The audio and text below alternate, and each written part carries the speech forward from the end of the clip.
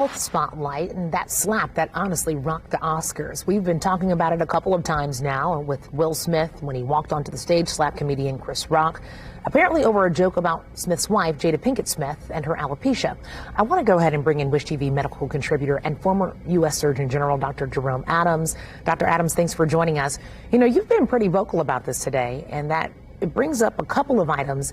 And you said that that incident deeply upsets you because of who's involved.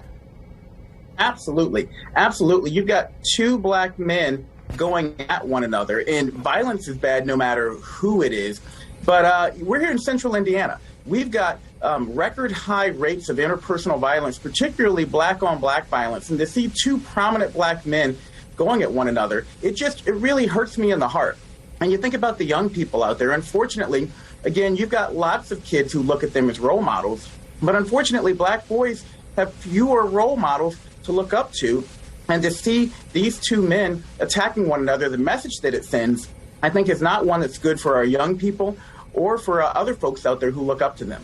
It's been interesting because one of my main questions is, how is Jada Pinkett Smith doing? I feel like we haven't heard a lot of people talking about how she's doing. And you know what, you talk about this particular joke and you call it a form of bullying based on an unavoidable medical issue.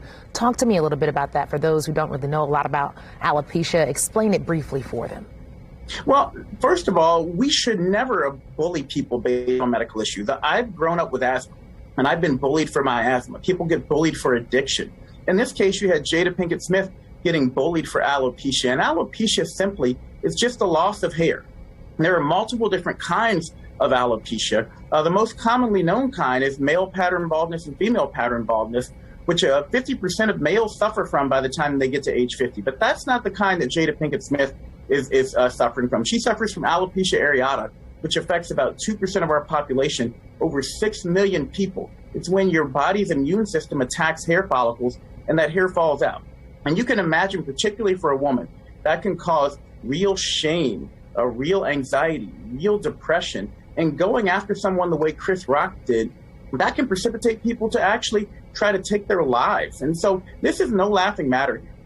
It's interesting, too, because I have so many friends, especially black female friends, who have alopecia. It is something that you see a lot more commonly than some might recognize. And you said something also about mental health. You've set this as a good reminder to focus on mental health, especially after the past 2 years that we've all endured. Let's talk about that a little bit, because I think some of us are still realizing, like, man, we still have a lot of things to unpack here. Well, there's a lot to unpack. And as you mentioned, we don't want to forget about Jada Pinkett Smith, who was the real victim here. She's the person who someone came after. And we want to protect the mental health of people out there, again, with all sorts of chronic medical issues, who feel left out, who feel attacked. But when you look at both Will Smith and Chris Rock, there were both clear issues there that they were having trouble with their mental wellness. And again, there's mental illness. That's not what we're talking about here. But being mentally well means you treat people with respect.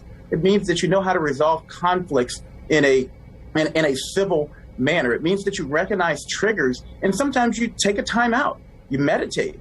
You say, look, I could react in a way that displays toxic masculinity and might end me up in jail, or I could take a deep breath and figure out another way to resolve this. We need to normalize mental health and wellness. We need to normalize the fact that it's okay not to be okay, and that sometimes you remove yourself from a situation to protect yourself and to protect others.